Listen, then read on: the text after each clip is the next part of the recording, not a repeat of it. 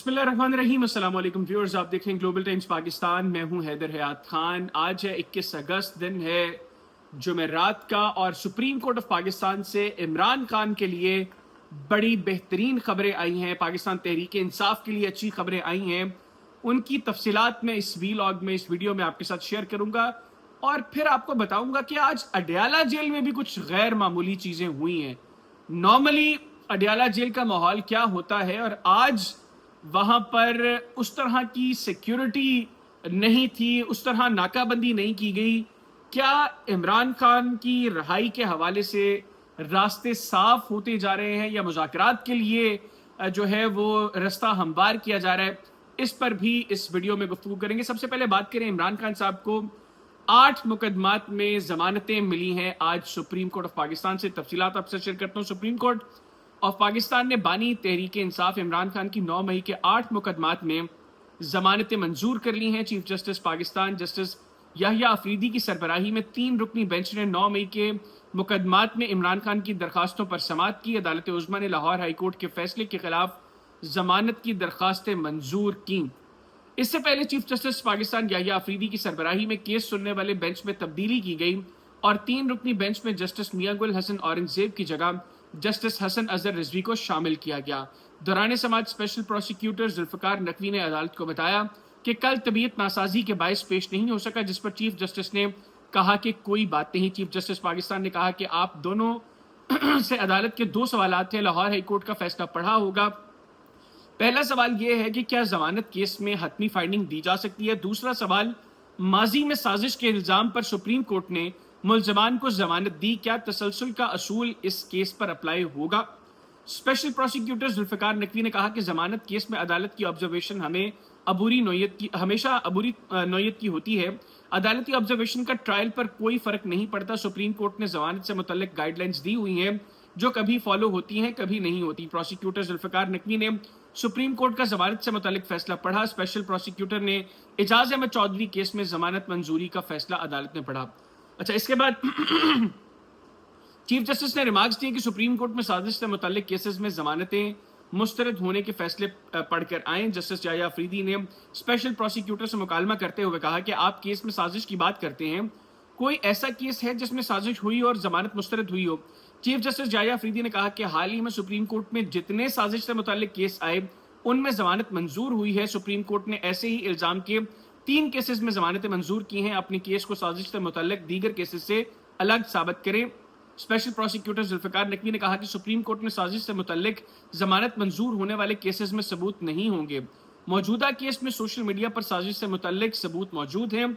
Chief justice Yahya Afridi ने कहा कि आप लोगों ने जमानत की स्टेज पर मेरिट पर बात नहीं करनी। इमरान खान के वकील सलमान सफदर बोले, मेरे पास साजिश से मुतल्लिक जमानत के तमाम केसेस मौजूद हैं। चीफ जस्टिस ने स्पेशल प्रोसिक्यूटर को जमानत मुस्तरद से मुतल्लिक फैसले की तफसीलात देने की हिदायत की, और कहा कि प्रोसिक्यूटर सुप्रीम कोर्ट के ऐसे केस का हवाला दें कि साजिश के इल्जाम में जमानत मनसूख हुई हो।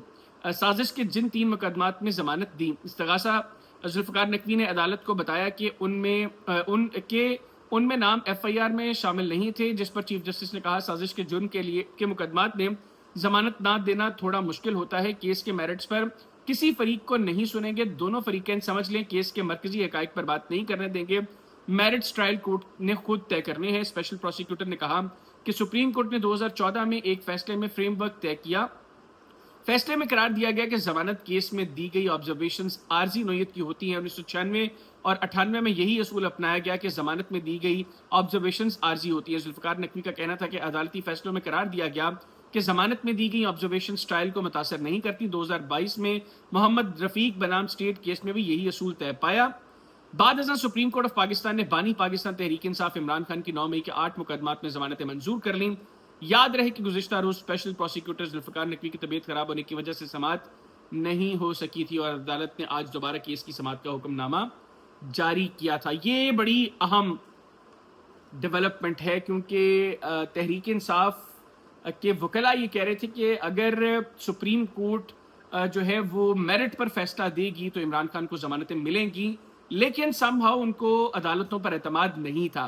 ये जो फैसला आया है ये तहरीक इंसाफ की तवक्कुआत से बरक्स है, और इसके ऊपर پھر پاکستان تحریک انصاف کا ایک اعلامیہ بھی آیا ہے، میں آپ کو وہ بھی پڑھ کر سنا دیتا ہوں۔ سپریم کورٹ سے قائد عمران خان کی 9 مئی کے 8 مقدمات میں ضمانت منظور ہونے پر پاکستان تحریک انصاف کا اعلامیہ۔ پاکستان تحریک انصاف سپریم کورٹ کے اس فیصلے کا خیر مقدم کرتی ہے جس کے تحت سابق وزیر اعظم اور قائد پاکستان تحریک انصاف عمران خان کو 9 مئی کے 8 مقدمات میں ضمانت دی گئی۔ عدالت عظمیٰ کا یہ فیصلہ اس بات کا ثبوت ہے کہ حکومت 9 مئی کے واقعات میں عمران خان کی گرفتاری کو نہ تو ثابت کر سکی اور نہ ہی اسے کسی طرح جائز قرار دلوا سکی۔ یہ فیصلہ عمران خان اور تحریک انصاف کے لیے ایک بڑی اخلاقی اور قانونی فتح ہے، کیونکہ یہ فیصلہ ثابت کرتا ہے کہ ہمارے قائد کے خلاف قائم تمام مقدمات جھوٹے، بے بنیاد اور سیاسی انتقام پر مبنی ہیں۔ تاہم یہ ایک تلخ حقیقت ہے کہ عمران خان پر 200 سے زائد جھوٹے مقدمات قائم کیے گئے ہیں اور انہیں 2 برس سے جیل میں قید رکھ کر ان کو اپنی قوم سے دور رکھا ہوا ہے۔ اب سوال یہ ہے کہ اس ناانصافی کا ازالہ کون کرے گا؟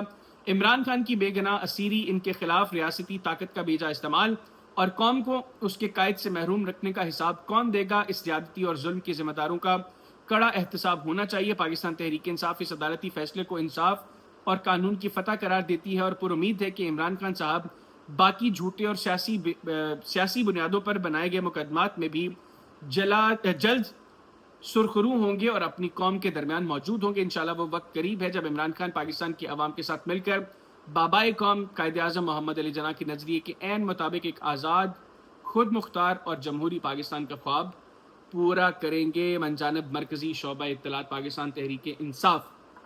ایک تو یہ اپڈیٹ ہوگی۔ دوسرا، اب سوال یہ ہے کہ کیا یہ ضمانتیں منظور ہونے کے بعد عمران خان صاحب کی رہائی ممکن ہے؟ تو جواب ہے جناب نہیں۔